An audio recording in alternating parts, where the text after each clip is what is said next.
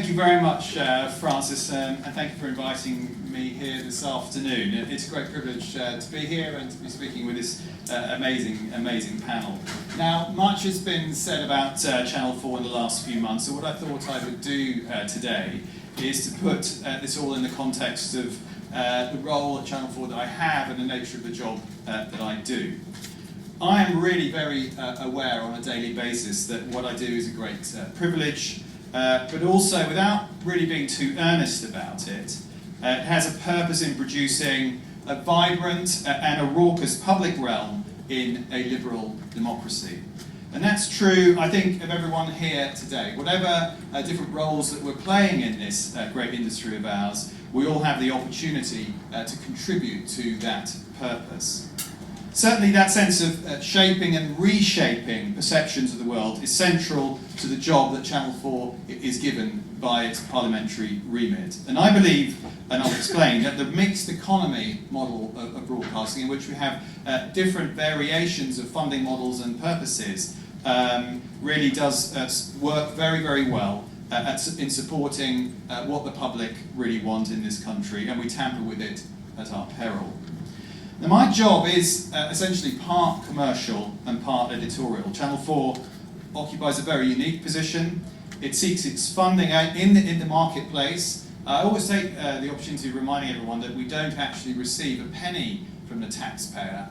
And I can guarantee there are at least some people in this room that when I just uttered those words are quite surprised. We actually are not like the BBC at all.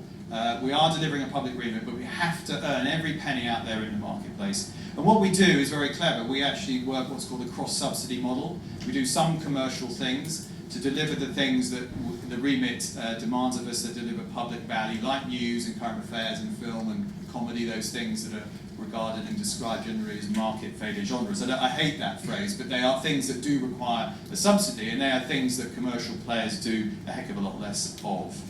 So it is, at the same time, of course, however, a public institution, and it has public obligations. And in our case, our remit is set out in law, in primary legislation, and it demands that we are attempting constantly to be creatively innovative, to take creative risks, to champion the interests of young people and diverse audiences, and to develop new creative talent.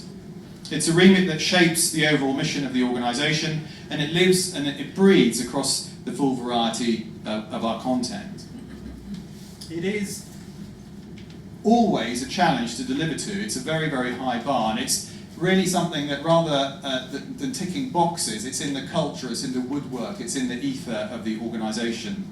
And it keeps us on our toes every day, because we can never fully deliver to it. We momentarily do, but we have to wake up every morning and keep stretching to deliver this remit we're given.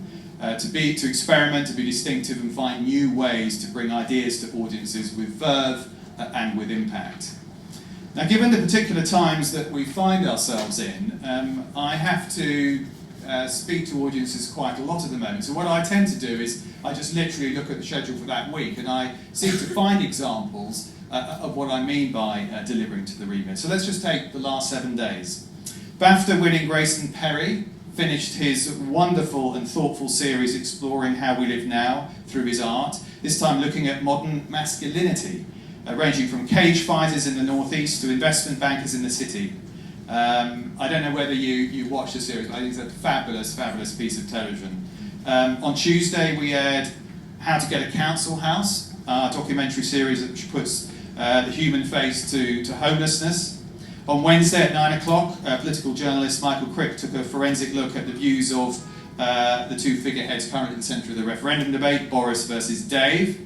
Last night, our Dispatcher series went undercover to expose the failings of Birmingham's Children's Service, an investigation that has already led to the council deciding to let a trust take over the running of the service to address the problems raised. Now, this pushing of public policy agendas happens on a regular basis at Channel 4, and often Channel 4 programmes are discussed in Parliament, and we are called in to discuss our findings with politicians. And tonight, over on More 4, we're airing the final part of the Swedish political thriller Blue Eyes, which forms part of our new Walter Presents strand, airing the best foreign language drama from around the world, a whole new innovation for us. And this week, I hope those of you who have been following over the last few weeks Michael Crick's potentially explosive investigation into electoral expenses from the general election last year, already leading to an electoral commission investigation, 11 police forces looking into the expenses of 22 constituencies. Some people have said this could call into question the actual majority of the current government. We shall have to see. It's now in the hands of those authorities. Now, I would say, for a week's work, that's not a bad amount of remit delivery. And often, my critics, they go on public stages and they pick out a few programs from my daytime schedule and a few of our entertainment programs that help to pay for these kinds of programs, and they say that Channel 4 doesn't believe in its remit.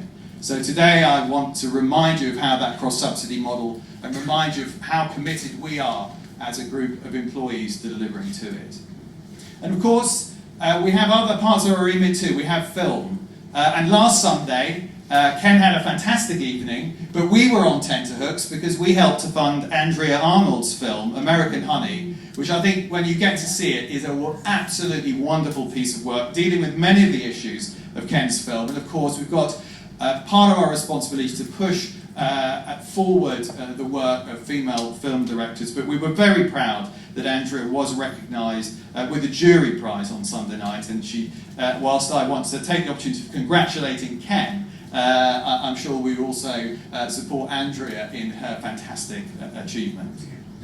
So this is, frankly, not an unusual week for Channel 4. These things happen pretty much every week. This is what we do week in, week out, in every genre: news, current affairs, arts, documentary film, as well as drama, comedy and sport.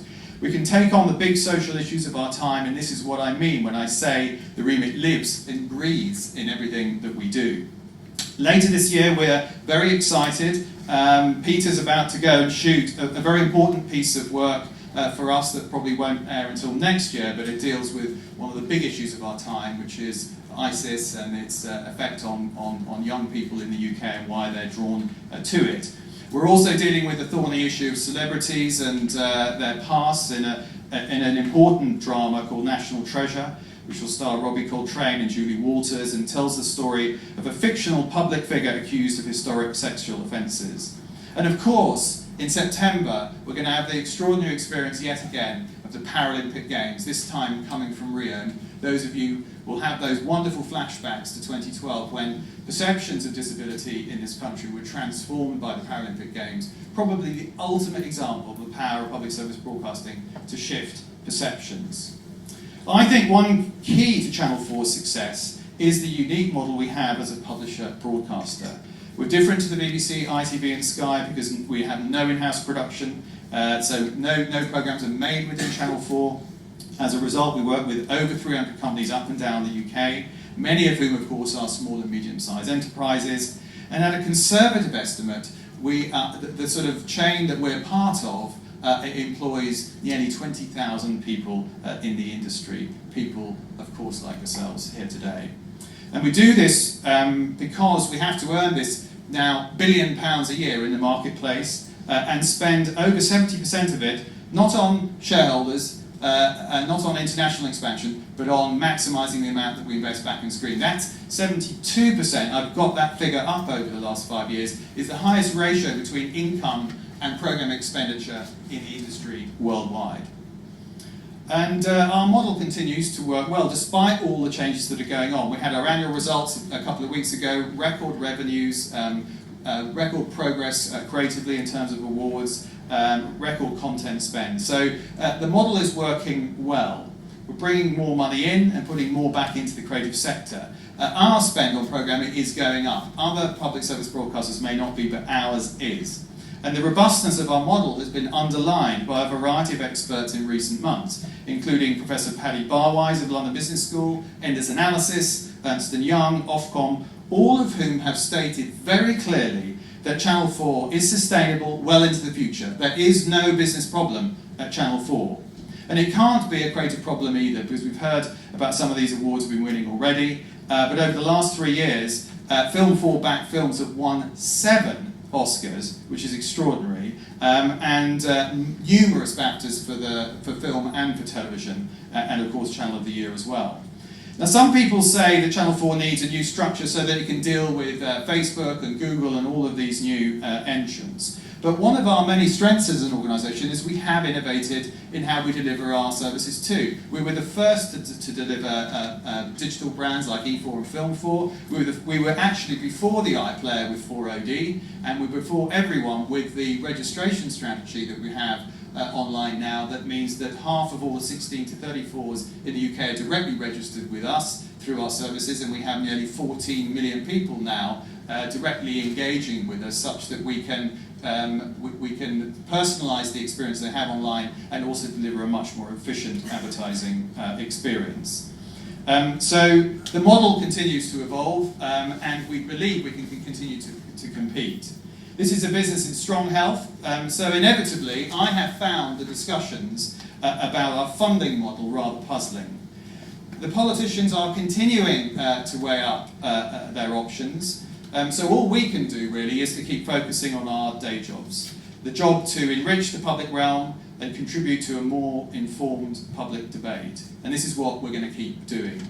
So I hope when you sit down on September the 7th and you watch the opening ceremony of the Paralympic Games, you might think back to this afternoon, think back to the discussion we're about to have with this important panel, and consider what model it is that's bringing you the Paralympic Games and is able to bring you it with the creativity that hopefully we will be doing so.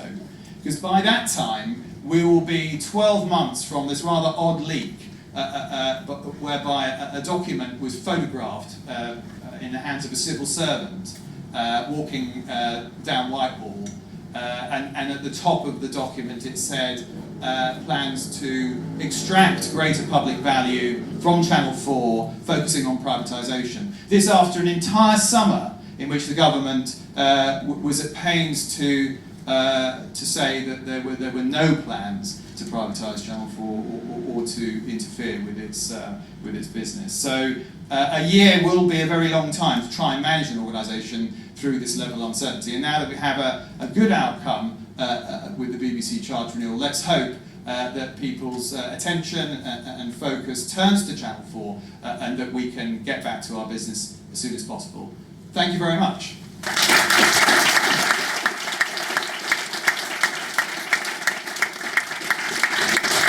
Thanks very much. That was a very eloquent case for if it ain't broke, don't fix it. And next up, David. Good afternoon, everyone.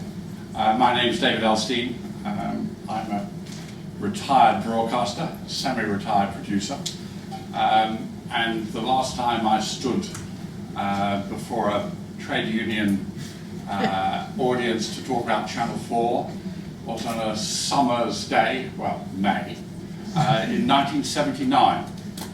And I was speaking to a trade union called the ACTT, which was committed to the fourth channel becoming ITV2. And I proposed a motion inviting the ACTT to overturn that policy and to commit itself to a fourth channel that would be independent of ITV, would be committed to commissioning programs from independent producers, and would be run out of the then regulator, the IBA. And much to the distress of the trade union's leadership, my dear friend Alan Sapper, the motion was passed by a large majority and ACTT policy was changed. This was 3 weeks after the 1979 election, where an unknown force, Margaret Thatcher, had turned up, also committed to ITV2. It was actually in her election manifesto. And I'd spent, along with many other people, about 10 years working hard to get a Channel 4 that would be truly independent, that would be innovative, that would be distinctive, and that would have a cultural purpose, entirely separate from the ownership of ITV. I've worked in ITV for a long time. These were the days when ITV was a real creative force, very strong drama, documentaries, current affairs, arts programs, the notion that private companies can't deliver public service broadcasting is clearly wrong. We deliver far more public service broadcasting than the BBC does today, I'm afraid to say, not to mention ITV. But the issue for me had been that Channel 4 was a unique opportunity. This was still in the analog age. How could we get something different? How could we break out of the old structures?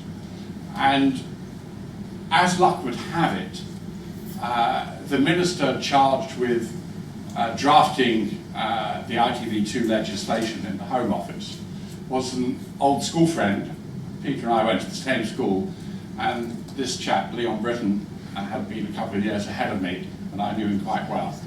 And I asked him to come along to a meeting. A friendly executive of ATV, which was one of the ITV companies, had a very nice house in Hampstead. I assembled every independent production company I knew and distributor, dotted them around the room and walked Leon round until he got the message that here was a real opportunity to do something different. And to everyone's amazement, in 1980, in the Broadcasting Act of that year, Channel 4 was created, ITV2 was dumped. And the Channel 4 that was created, its remit was one paragraph, if you read the Act. Be innovative, be different from ITV, and have an educational purpose. That's it. Everything else was invented by Jeremy Isaacs and his original team. The commitment to film, the commitment to arts, the commitment to philosophy and discussion, all of that came about quite separately. And David and his team do a really good job today. But there has been a big change in the way Channel 4's remit is defined, and that came about through another Act of Parliament, the 2003 Communications Act, which set up Ofcom, and which dramatically changed the way in which all commercial broadcasters, and Channel 4 is a commercial broadcaster, was to be regulated. Interestingly enough, in 2001, this is, as Michael Caine would say, not a lot of people know this, but I'm a nerd in this respect, and I've kept the press release, January 2001, from Conservative Central Office, proposing to privatise Channel 4. 15-page document, quite interesting, and they were going to use the proceeds, something like £2 billion, to create an arts trust to support creativity, not just in broadcasting but more broadly, and they were going to strengthen the remit, the Channel 4 remit. I'd just like to read to you what the Channel 4 remit was in 2001. It was required to commission and broadcast 330 hours a year of schools programming, 7 hours a week of formal education, adult education, 3 hours a week of multicultural programming, 4 hours a week of current affairs, at least half in peak time, that survived, 4 hours a week of news, all in peak time, that survived, and an hour a week of religion, with 70% of all output to be UK origination, 80% in peak, 60% of all output to be first run, 80% in peak, at least 30%, soon to rise to 35%, of all commissions to be sourced from outside the M25, and a rather shameful 3% from Scotland, Wales and Northern Ireland, given that they constitute 18% of the population. And by the way, that quota is going to go up to 9% in 2020. Shame on you all. There are loads of other obligations that Channel 4 shared with all the other broadcasters, 50% of transmission to be of EU origin and so forth, and a requirement to reserve 0.5% of qualifying revenue for training and development purposes. By the way, in those days, Channel 4 exceeded its quota by big margins. Instead of 7 hours a week of adult education, it did 12. And that didn't include the science programs like economics. Its origination volume in peak was 82%, against a requirement of 70%. the training levy was 40% above requirement and so forth.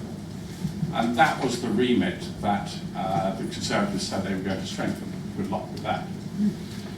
So it was quite interesting when, as David says, the photographer snapped this civil service briefing saying we should consider privatisation. The Conservatives then said, well, we're going to strengthen the remit. Well, it depends what you call the remit. The formal remit of quotas is very bare bones. Nearly all the quotas I've read out to you have gone. They've all been allowed to go. It's what Channel 4 now is required to do is put up a statement of policy. But that's unquantifiable, unverifiable. Nobody really knows how Ofcom could judge what was good, what was bad, what worked, what didn't. And life has also moved on. At one point, Channel 4 was commissioning for 700 independent producers. Even in 2001, it was 450. Last year, it was 183 qualifying independents. But of course, the structure of the independent sector has changed. So there's quite a lot of intellectual and political interest in what is the internal, unspoken value of Channel 4. David correctly says not a penny is required from the public purse to fund Channel 4. But Channel 4 is given at no cost very important state-owned facilities, transmission, spectrum, EPG slots and so forth. If those were auctioned on the open market, they'd be worth probably about £200 million a year. And the other problem, if it's a problem with Channel 4, is that it's small. That's a good thing, but in economic terms, it's a vulnerability. A larger media organisation could dispose of a very large number of Channel 4 jobs, internal jobs, and run perfectly effectively. And you could imagine that those savings would be worth quite a lot. So when I look at this issue of private ownership, public ownership, my concern is simply about what's the quality of what's on air. How do you defend it? Is it public service broadcasting? Is it really good of its time? My view is, if there is going to be a privatisation process, let's use it to try and refine the Channel 4 remit much more precisely than is currently. I don't deny for a moment that everyone at Channel 4 tries their best to do their best. But frankly, what is that? David invites us to look at the Channel 4 schedules for this week. I just had a look at the E4 schedules for this week. E4 delivers an important economic benefit to Channel 4 as a corporation. According to its license, Channel 4 is meant to apply all its public service values and its remit across all services and all genres. E4 this week has one original programme made in the UK. Over 70% of the schedule is US acquisitions, 150 episodes of US sitcoms, 60 of Big Bang Theory just on its own. And there are 6 new US dramas. That's the E4 schedule. I tell you, that's a typical week. As far as I can see, it's actually in breach of EU directive on 50% European content. So we've got to stand back and say, is this the best we can do with the resource we have? And I hope that people will take this opportunity not to be defensive about Channel 4. That's easy. We all love Channel 4. We've all worked with Channel 4. We all think it does fantastic things. But is it the best way to organise the assets that we have? That's what I would ask you to do as the months go on and this discussion persists. Thank Sorry you. for asking. Not at all. Thank you very much.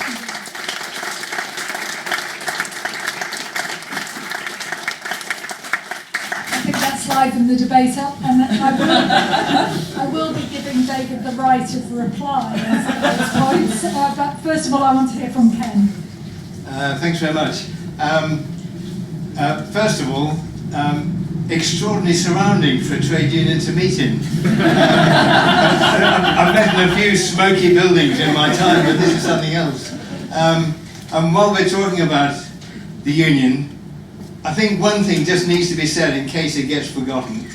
Trade unions are basically not discussion groups. We're here to defend jobs, wages and conditions, security of employment, and that's our basic job. So while we enjoy the discussion, let's focus on what a point of a trade union is. And while I'm saying that, I hope everyone here is a member. Because you ain't allowed out if you're not. So just get your hand in your pocket. Any non-members, you absolutely have to join. Because if we're going to have any strength in resisting what will undoubtedly be a tax, you have to stick together. We have to stick together. So please join and make certain everybody you know joins.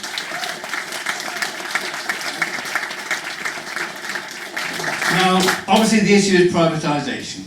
And we have a long history. We know what privatisation means now. Nobody has any excuse for saying, well, I don't know what privatisation will mean. We know what it means. It means it's driven by an ideology that says what you do to make money is good and what you agree to do collectively is bad. And we exist as consumers. We don't exist as people who can create things together. That has to be left to big corporations. So that's the ideological base for it. And the result of privatisation, whether it's water, electricity, gas, railways, air traffic control, whatever it is, it's a worse service. We know if we're getting electricity into our house or gas or whatever, now we've got to keep saying we've got to change to save ourselves money. It's a nonsense. We can actually make television ourselves through owning the means of the way it is produced brilliantly. And that should be our basic model, not only as a trade union, but as a citizen. What we do together, we can do without someone making money out of when we're doing it. That should be our basic position. So, the consequences, I would say, of commercial television and the competition for audience has been that the new technologies that have been introduced, and we're a technology-driven industry, same as film, driven by new technologies, new means of capturing the image, new means of recording sound, new means of joining the pictures together. Some of us resist it like old Luddites, but it happens, so that's the industry we're in. The result of that new technology has not been to make better programs, not been to have more sophisticated camera work, better cameramen, it's been to make it cheaper. And that's one of the criticisms of Channel 4, of the BBC, and certainly of ITV. Now, if we were organising television and broadcasting for our benefit, we would make better. The sophistication of what we were doing would be infinitely better. But I'm sure everyone in this room has had the same experience. It happens to us like if someone come to do an interview, whereas there would have been a cameraman or woman, a recordist, maybe someone to put the lamps up if you need it, and someone to ask the questions or engage in a conversation. Often now it's one person. One person. Now the people responsible for that are those who issue the commissions, knowing that you can only employ one people or two if you're lucky. Now that's the responsibility of Channel 4, the BBC and ITV, the whole industry. But it results through people having to maximise their share of the audience, ITV in order to satisfy the advertisers, Channel 4 also, BBC because they're scared that if they lose their audience share, the politicians will be saying, well, you don't deserve the licence fee, nobody's watching you. Why should people pay for what other people are watching? So there is this competition which I think is absolutely destructive. Now we do want competition for ideas. We want people to have to have the stimulus of competition, different people being responsible for a range of programs, for a set of a particular project, a way of doing, of seeing things, documentaries, fiction, features, whatever. But it should be a competition of ideas where the resources are held in common. Then we can plan the use of the resources so they're distributed around the country. Everyone has a fair access to them. We don't have this bureaucracy of individual companies, all with their PR people, all with their range of hierarchies, all paying money to shareholders, or in some cases paying money to shareholders. What we want is the resources to be shared between us, planned between us, but a real competition, stimulating competition for ideas. Now, as for Channel 4, and I wouldn't have mentioned this, David, but you did open the doors, considering the programmes. I think could do better. Channel 4 News, brilliant. You know, led by Jon Snow, it's the best, for my money, it's the best news programme there is. But Benefit Street, making fun of the poorest people, most vulnerable people, Benefit Street. You've been outdone by Channel 5 now. They've gone further down the road, which is absolutely disgusting stuff. But you led the way, I'm afraid. The medical programmes, you know, in the old days in the circus, you'd go around and see medical oddities and medical freaks. Don't need to go to the circus now. Turn on Channel 4, there they are. I don't agree with that. I don't think that's great television. I do have an axe to grind. We did we did a documentary a few years ago, an archive documentary, paid for by Channel 4, so thanks for that. Well, it's the same umbrella, and we were told, well, it didn't quite fit the remit for Channel 4. It would go on the More 4, okay. What's on the same night on Channel 4 that took the place? Well, it was the man with 10 stone testicles. Okay, fair enough. Big balls, Dave. Okay. I think the other point, the last point I want to make is that we need diversity. We need public sector broadcasting. We don't need people to rip us off, to make profits out of it. It should be a way of which we communicate to ourselves, reflect each other's situation, explore our imagination, entertain ourselves, make ourselves laugh, make ourselves care. We don't need people making tons of money out of that. We can manage that, and we've got brilliant people who can do it. But we do need proper wages and conditions. We do need a real industry that can survive and welcome people in on a diverse range. But don't let's think that we have to give it to somebody to make money out of it. We can do it.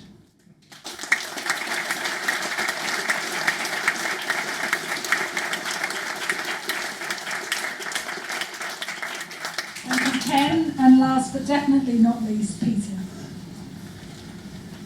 Hello. It's a bit of a thing for me to follow the man whose programmes persuaded me to become a television programme maker in the first place. And I see Tony Garnett sitting at the back, so I'm kind of in programme maker's heaven. But as we sit and wait for the government to make this rather important decision, I find my mind going back 25 years to another time when the government, on one of many occasions, decided to intervene in our broadcasting firmament. 1990. I was in Leeds at the time, working for the old ITV Northern franchise Yorkshire Television. Actually, I was making my first TV drama about the shoot-to-kill policy in Armagh. Got me into terrible trouble, actually, and was banned in Northern Ireland. And elsewhere that year, 1990, the other ITV franchises were in pretty rude health. At Central, John Pilger and David Munro were putting the finishing touches to Cambodia: The Betrayal, which was a follow-up to their extraordinarily successful Year Zero: The Silent Death of Cambodia. Viewers were so moved by those films, which told the story of the US bombing of Cambodia in the ensuing genocide under Pol Pot and Khmer Rouge, that they donated £45 million in aid for the Cambodian people, which is a record, I think, for that type of appeal. In Manchester, Paul Greengrass was leaving Grenada after 7 successful years on World in Action to begin his stellar career as a feature film director. His World in Action colleagues at that time, and in that period, included Charles Sturridge, who made Brideshead Revisited, Michael Apted, who made 7 Up, John Ware, who became a mainstay of Panorama, John Burt, who did something or other, and Norman Percy, who is still one of the country's leading documentary makers. And among the series' many triumphs was the exoneration of the Birmingham Six, the writing of one of the great miscarriages of justice of the day.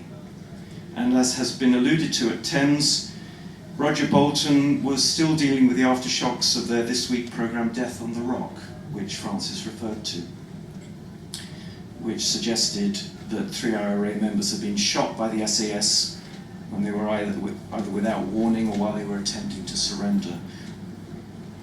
As with all of these programmes, it featured original journalism on a vital issue of public policy, and it continued ITV's proud tradition of being a thorn in the side of the government, actually whichever government happened to be in power at the time.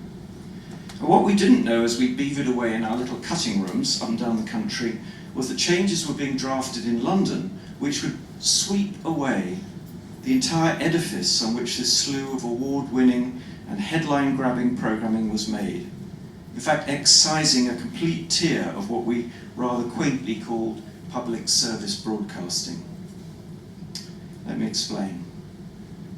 Back then, to broadcast you needed a franchise.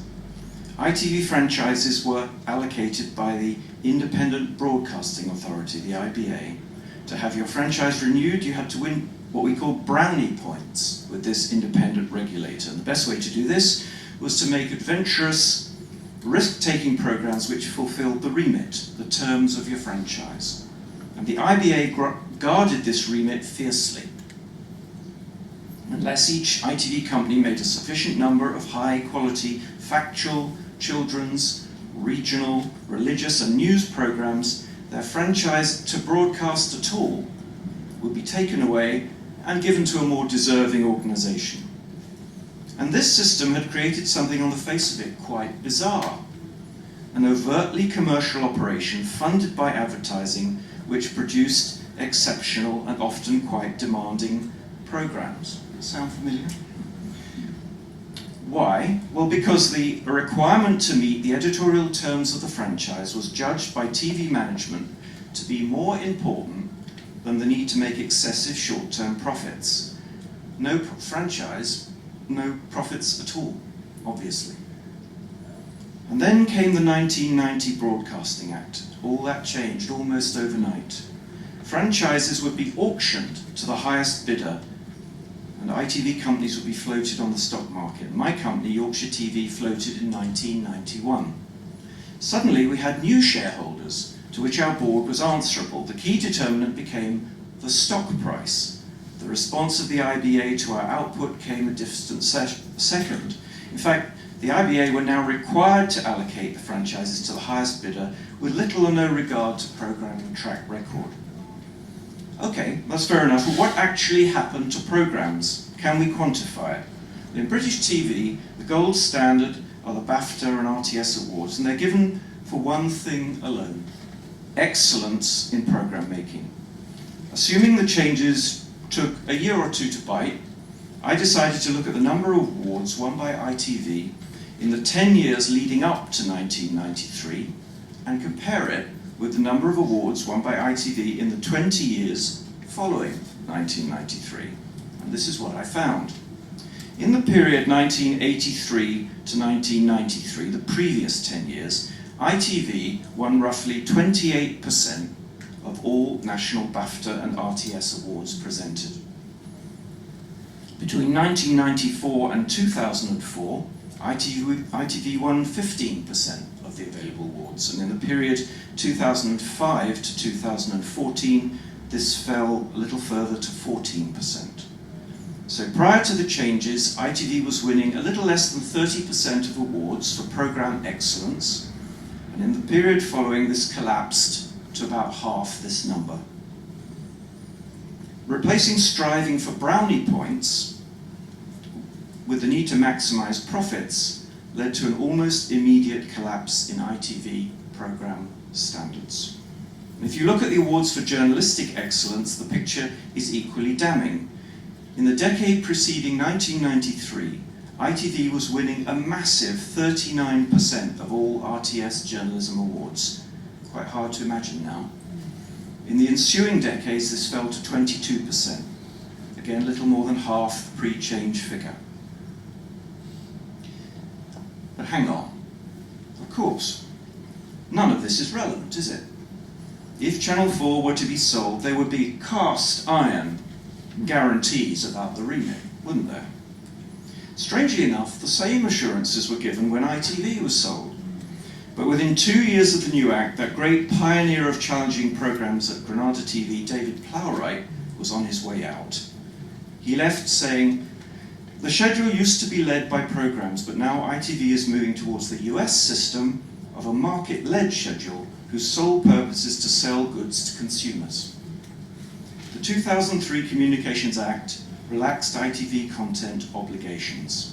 The 2005 Ofcom reduced ITV's regional non-news quota. In 2009, ITV's public service broadcasting quotas were reduced again, with current fares almost halved and regional news reduced by a third. As Michael Grade said, before he entered the House of Lords and took sides,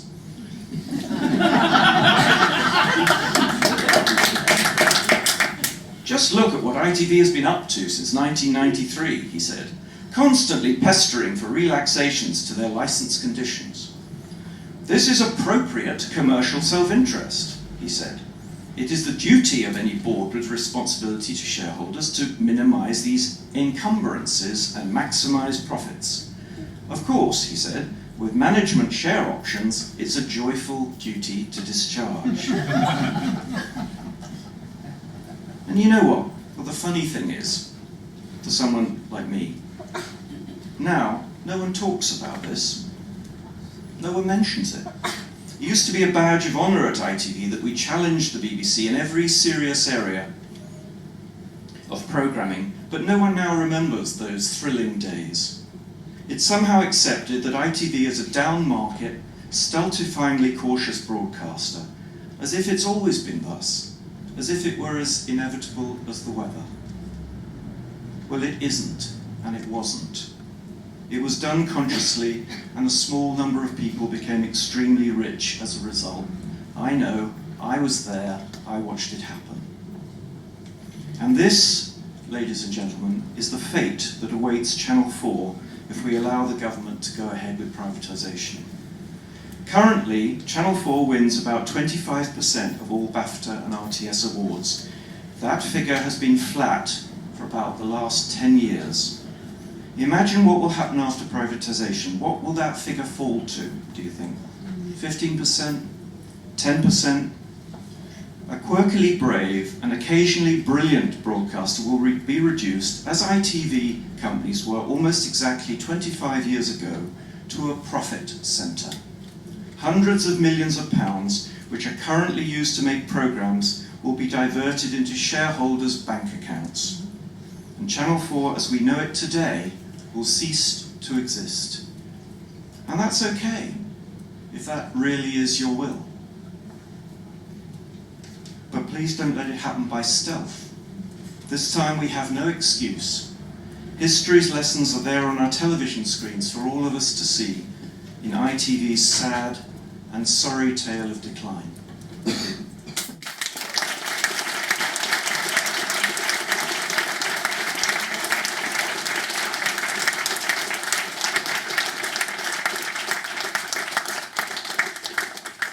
Powerful stuff, thank you very much indeed. I want to get straight into the debate now. We will give you your chance to come back, but let's have a few questions, maybe in groups of 3, and it would be helpful maybe to know who you are and your interest.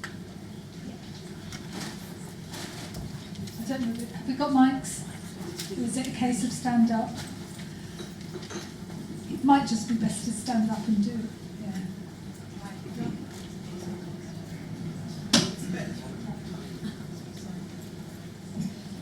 Hello, Hannah from Broadcast Magazine. It's a question for David Abraham. I just wondered if you had a reaction to the news today that John Whittingdale is going to leave the terms of trade as they are. I just wanted to know what you thought about that. I have no comment. No comment? God, that wasn't worth waiting for mine. No expansion at all on kind of what that means for the future of your commissioning and Channel's relationship with the industry? Look, it just happened in the last 24 hours. We'll discuss it. We've got a select committee coming up in 10 days' time. We'll talk more about it. Okay, thanks very much. Hi, my name is Sharon King. I'm a freelance producer, script editor. I've worked at Channel 4 as well for about 4 or 5 years. My question actually to you again is to David. With regards to Ken's comment about working kind of conditions and the kind of multiple roles that people have to do now within the industry, can I ask what monitors and checks you actually do at Channel 4 to try to address that and how it's come about? I know obviously that technology has led some of that way, but the extent to which it does feel like there's an erosion of certain key roles and how that marries with quality and also just in terms of generally a workforce as well. Well, this is clearly a very important issue, particularly at an event like this. And I think it's worth saying that Channel 4 is a publisher broadcaster, so absolutely every hour that goes on to the TV is made by an independent production company. Many of them are no longer fully independent, and some of them come from other broadcasters. So I think we do have a responsibility to set standards, and we can never rest on our laurels, and I think there is a trend which is coming as a result of the margins that are being pushed into the independent companies. Then we need to work together to address these important issues on behalf of all of the crews. But to put it simply at the feet of the broadcasters, I think is I would say a slightly kind of one-sided perspective on the issue. I understand that. I think my contention is more to the fact that there clearly are budgets. There's clearly lines in the budgets for key crew, and yet it does feel like, crew are having to do sometimes 16, 18 hours, or, basically be all things to all productions, when really they are clear lines that should be drawn, and how are you monitoring those budgets? Because those lines are still in the budgets, but there's usually one person doing a number of them. And I think that's a very fair point, but at the same time, when I listen to Ken, my question in the back of my mind was, can we stop the march of technology? Can we, the advances that technology provides can be used positively in creative terms, but they can also be used to do things, quote unquote, more efficiently and faster. And the fact is, can we stop that technology, that march of technology? And I don't know how you would actually necessarily do that. What I do think is absolutely right is that the public broadcasters should set very fair standards, and if there are issues that need to be addressed in the way in which we procure the work from the production companies, then that should be clearly something we should be doing. I think that's an offer to talk to the union, which no doubt Ken says not good enough, but I'm going to take this. Thanks, Francis. Tony Lennon from Vector, as it happens. David Abrahams, I want to pick up on the thrust of your argument. I notice you were very careful to kind of sit on the fence, but you seem to be inviting us to accept that the fluctuating commitment of Channel 4 will in some way be strengthened if it's commercialised. So you asked us to consider that possibility. So are you talking to David Elstein? So David Elstein, it's not there, David Elstein. And you've been at union meetings more recently than that, David, I'm sure you have.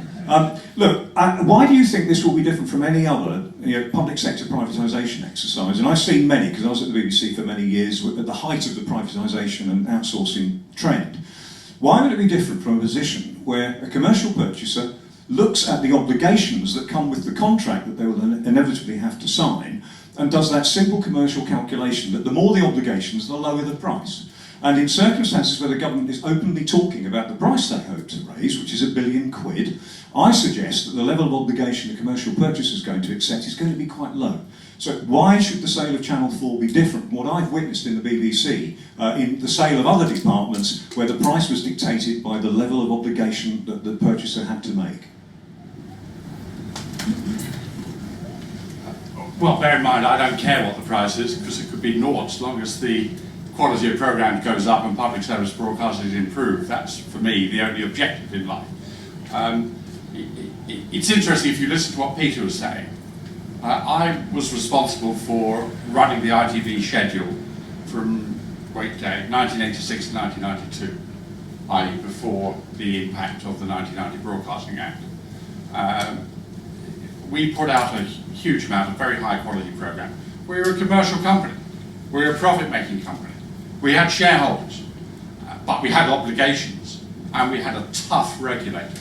And a tough regulator who could kick you out certainly concentrated the mind. So, in London, working for Thames Television, I provided, on a London basis only, a local finance programme, the City programme. 01 for London, a local events programme. I provided a high quality regional news programme today. I did arts, I did ballet, I did live opera, I did a midnight Mozart Requiem live for the London audience. Not because I was driven by driving down my shareholders' profits, but because I was concerned to keep the licence that I had. So, if there's going to be privatisation, we have to have a new Ofcom. Ofcom is a really weak, ineffective regulator. It has no meaningful idea about content at all. It wasn't designed for that. So, if there's legislation to bring in higher standards and contract terms, they have to be enforced. At the moment, Channel 4 could be fined for non-compliance with its obligations. What would be the point? Why fine Channel 4 £10 million for not doing enough X? So it depends on how strong your regulator is as to what outcome you have. If you've got a weak regulator, there's no point in privatising. Absolutely none whatsoever. There would only ever be a point if you knew that you had the ability to hit people with strong fines and indeed revocation of the licence if they fail to fulfil.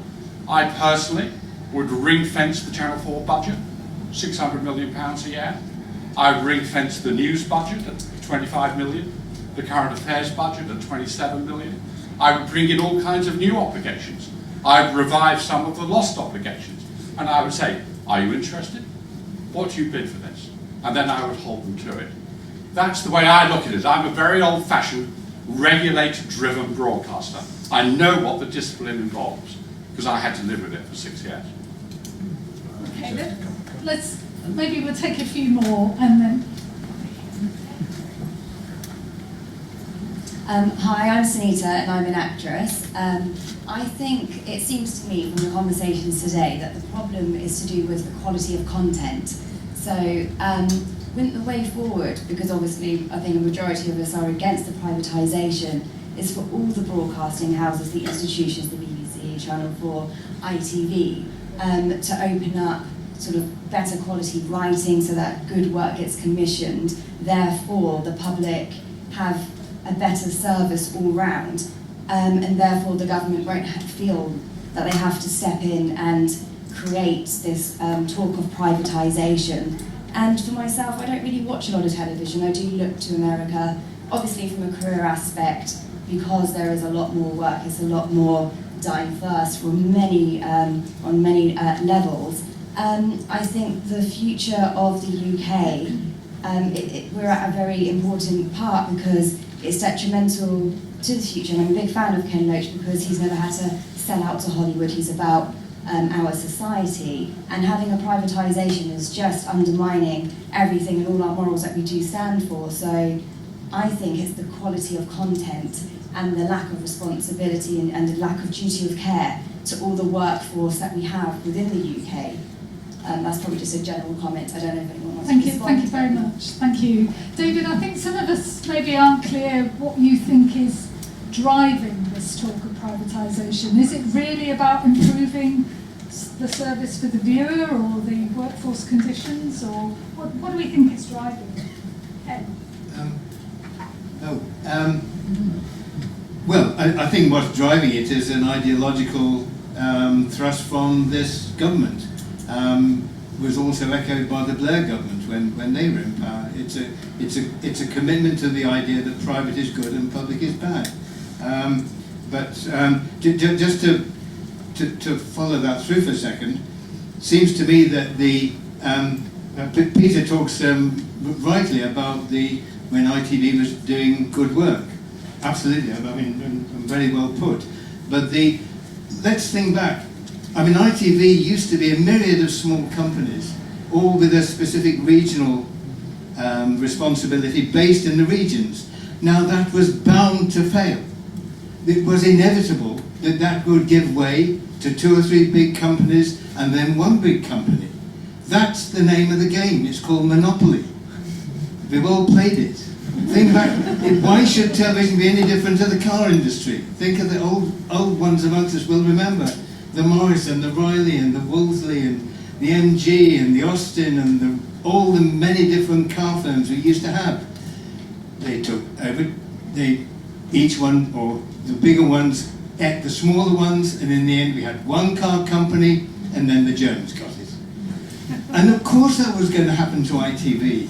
It wasn't the failure of the regulator, it was inevitable, because that's the way private industry works. There's an irresistible force where the first legal priority is profit for the shareholders. If the shareholders don't get profit, the whole mechanism fails. So don't say, oh yes, it'll work with the regulator. It'll happen as it happened before. The regulator will start off with good intentions, and sooner or later the pressure groups will say, we're not making enough money here, investment's going to go, the whole thing's going to collapse. Release the controls the regulator's putting forward. That's the way the beast works.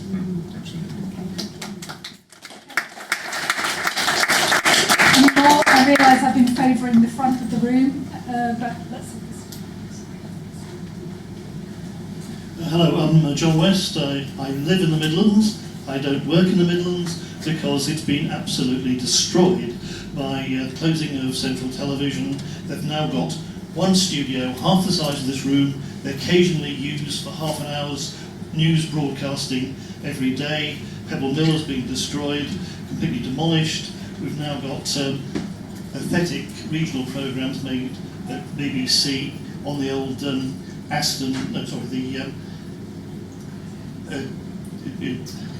down in Birmingham's university in non-soundproof buildings. I've been spending 9 months working in Yorkshire for ITV, doing a very spectacular production. And the reason I can't work at home is that the entire industry is being destroyed in the Midlands. It's all been moved to London. Even Doctors is cast and crewed from London. You know, this is the sort of thing that happens. Hi, I'm Hazel, I'm a camera operator, and just kind of picking up on Charles David Abraham's along similar lines to what Ken was saying. I know you have a remit to have a certain amount of documentary and reality stuff on Channel 4, and I do like a lot of what Channel 4 does, but it seems that everything you've got in that category seems to be this awful kind of scripted reality sensationalist stuff, even when it is quite sympathetic. People, just the titles like How to Get a Council House or The Undateables. I mean, when I actually sat down and watched that, it's kind of, you know, it is quite sympathetic, but the title just makes it sound horrible. And Obsessive Compulsive Cleaners is like making fun of people with disabilities, and they're just they're all like Daily Mail headlines, all these shows, rather than proper real documentaries. And your answer to what this woman was saying about the multitasking roles and that you need to, you know, go with technology. Can you put the technology in the hands of people who could use it really well, rather than a shooting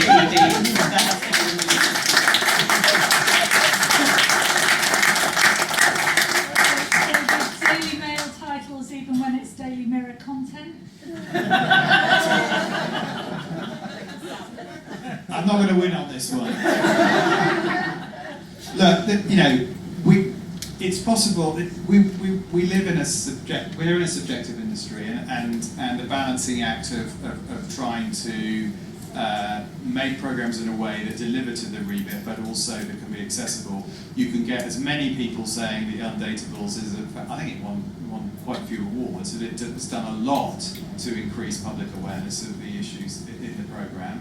And it's meant to be a fun title sequence, not one that's in any way. You can debate it. You can debate it either way. But let's just go back to the heart of what it is that we're meant to be doing, because there are effectively three types of programs on Channel 4. There are those that are doing something serious and important, but frankly reach quite a small audience. And that is sort of in a way, I think, where the BBC have ended up with BBC4. Great programmes, but watched by relatively small audiences. And then there are programmes, many of which are on E4, that are commercially very effective because they do deliver the revenue. And then there are some programmes in the middle, and these are the programmes that I love and I'm very proud of, because they reach big audiences, but they do raise big issues at the same time.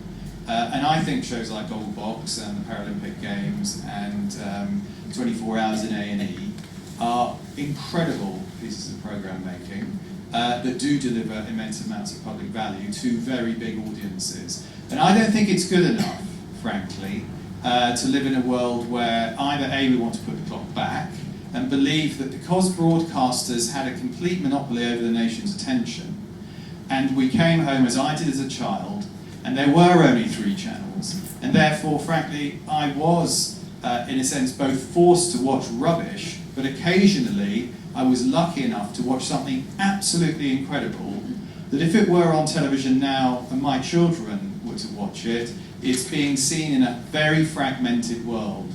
And these are the realities of the issues that me and my colleagues are actually dealing with. I think we're doing a fabulous job in trying to square that circle, bringing big issues to big audiences. But we cannot turn the clock back, neither to the regulatory environment that David described, or to the world that I know that Ken and I think Peter grew up in. The realities of managing a TV network now are very different. Audience fragmentation is incredibly intense. Technology has changed. I'm managing a series of services across about 28 different platforms and technologies. And so what we try and do constantly is turn back to, yes, how are we hooking the audience in, but how are we getting this cross-subsidy model to work across the piece?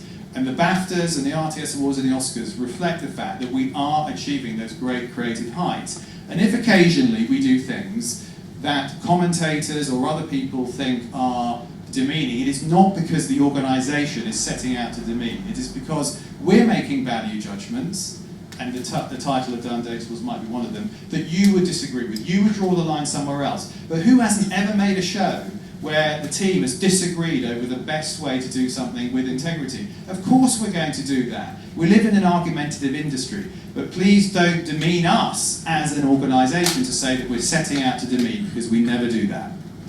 Okay, thank you. We've got like 5-6 minutes, so...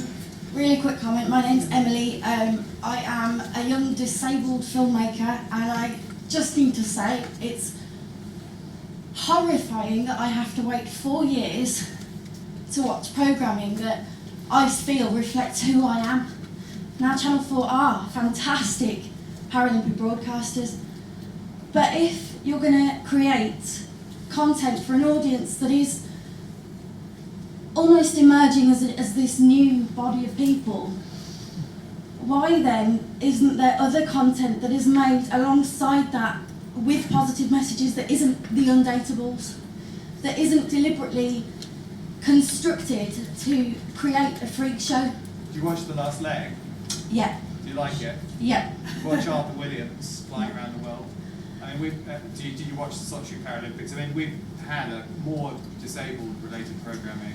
Okay. Well, I think my main point was that it is all off of the back of the Paralympics. I think that there is a wider point to be made for making more content that reflects that, because you've created an audience and you're doing such a fantastic job, but that needs to be built on. Okay, thank you. I wanted to raise something that I think, I think it was Ken and Peter maybe raised it, sort of about regions and stuff.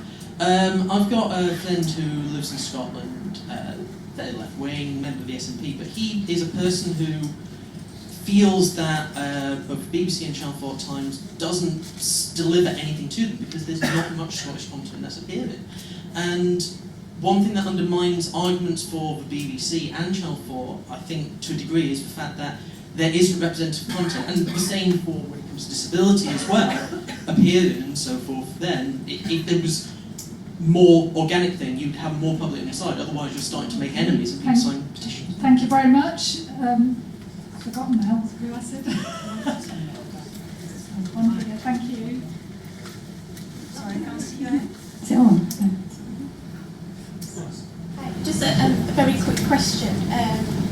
Although this is about Channel 4, what does the panel think about the recent restructuring of the BBC into studios, which means BBC can compete with independents? And what do they think about that? I mean, is it going to influence the way Channel 4 was privatised? Thank you very much. And then the final one. Hi, my name is Emily Bell and I'm an actress and I'm also an activist. So my question is, what can we do physically? What can be in the union, of course, but if we're leaving it up to the government, things aren't looking really great with this government. So in terms of campaigns, is there stuff that we can be? What can we do? Can we organise? What can we physically take part in, petitions or whatever? What is there? Great question, thank you. Okay, I'm going to fantastic contributions. I'm going to go in reverse order, and 1 minute each. You can pick any contribution you like, or say whatever you like. Peter. I'll just pick up the question about BBC Studios. It's a hard thing to do in 1 minute. The advantage of in-house was always that that's the way you could protect your most controversial programmes. If you were doing something in-house with the full might of the broadcaster and its legal editorial policy support behind it, you would throw the full weight of the broadcaster behind something that an independent might struggle to do. At least that's the theory. The reality, of course, is that that hasn't happened. And BBC in-house has tended to, certainly in my field, in drama, to be a bit of a haven for rather safe programmes. So in theory, I think it's a real shame that an opportunity, somewhere where the BBC could actually do some rather brave dramas and docs maybe, which could hit harder than sometimes some of their output does, is likely to be lost. But in reality, that's an opportunity that's been observed more in the breach, really, so I don't know how much will actually be lost. Thank you very much. Several points which I'll say very quickly, Francis. I think we've got to demand as a union proper agreements on crews, hours, wages and conditions, because it's an industry based on exploitation, and that we need our union to be much more aggressive. Let's demand proper wages, conditions and job security. And I don't bite, David, that the new technology demands that you cut crews. Let's use the tech. Well, you were saying you have to run a commercial operation and it's difficult. The difficulty is for the people who are trying to earn a living and finding that their jobs are disappearing. So as a union, we must demand proper wages and conditions and full crews. The other thing, the fear of people in the upper parts of the broadcasting institutions leads to micromanagement. This is something we haven't touched on, but the instructions that come down from the top to the people at the bottom making programs are far too detailed. I'll relate to it, Ken. Fine, very good. The one thing we should demand is that sponsors should not be linked to programs. When ITV began and Channel 4 began, the sponsors were just given an appearance in the commercial break, but they did not control individual programs by sponsoring them. Now we should go back to that. If the regulator had the teeth you say, David, but of course he doesn't, we would go back to that. So the sponsors only exist in the commercial break, and they don't influence the programmes that are commissioned. We should go back to that. Finally, we must campaign for public service broadcasting without interference from the politicians, which has gone on since 1926, but we've got to resist that, properly funded, without challenge, so that it's not up for grabs every few years, that puts the broadcasters in fear for their funds. It's public service broadcasting with a proper funding, without it constantly fear of the tap being turned off. But it's the way forward, public service broadcasting.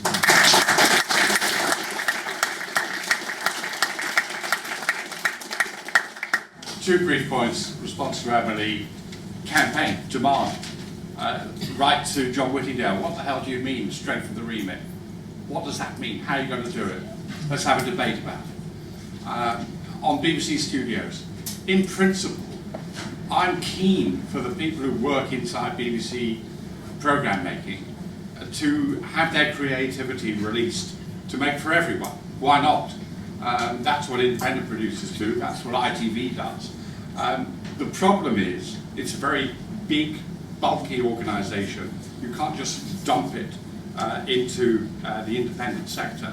So it's very important that PACT and the BBC agree a way in which it can be done which serves UK creativity, the needs of the people in BBC Studios, and broadcasting as a whole. I'm absolutely with Ken. What we must defend is public service content, public service broadcasting. Some of that will be delivered from the public sector, some from the private sector, but we need a strong regulator to deliver it. Ofcom is not that regulator.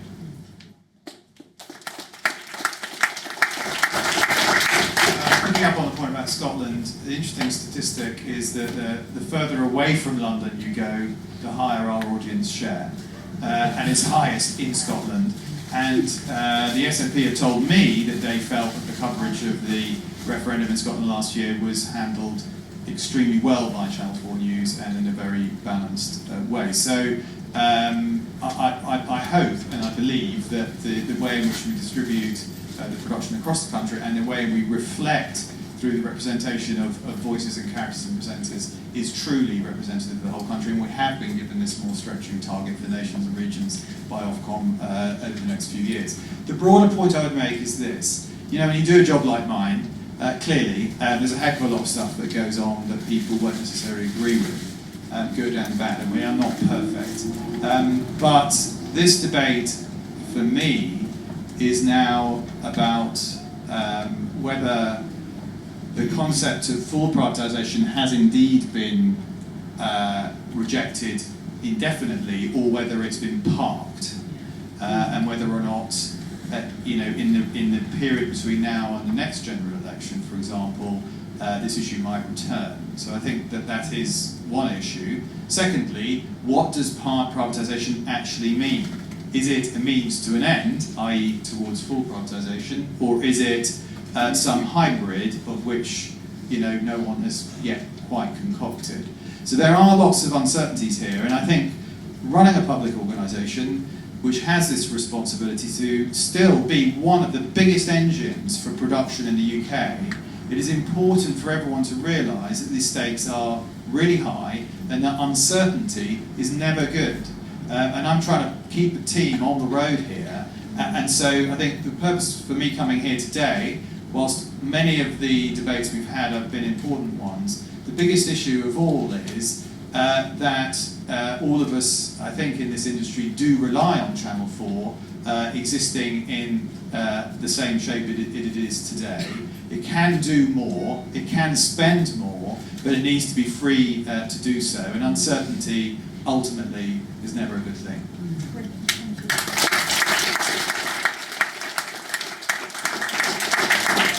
I'm going to hand over to Tom in 1 second, but before I do, just to say I think there is a very clear message here. Bectu does brilliant work, organising, trying to win fair pay and security for the people in this industry, but it's also passionately committed to the industry itself. And in terms of leading that campaign, building that broad coalition to defend the BBC and Channel 4, Bectu. You've got to join it, you've got to get active in it, because that's where it's at. But I think we've had a wonderful panel of speakers, and brilliant contributions too. So please, one last big round of applause.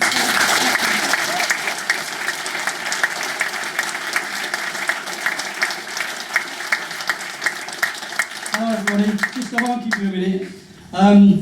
I'll start with an apology because a number of you here are not yet members of the union. Will have had Bectu members today calling on you to join us. So I'll No, I'm not going to apologise actually.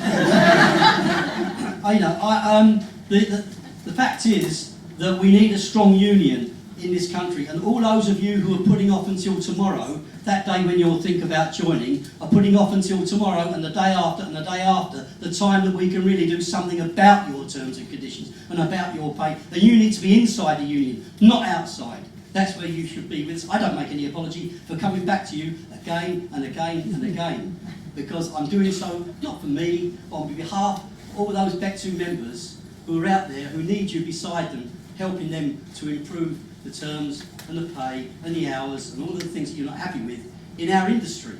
Okay, that's the first point. Second little quick point, we had our annual conference a couple of weeks ago. 3 delegates from our costume and wardrobe branch came for the first time ever and said to me afterwards, we just didn't have any idea the huge range of activities and things that Bectu are doing all the time on our behalf.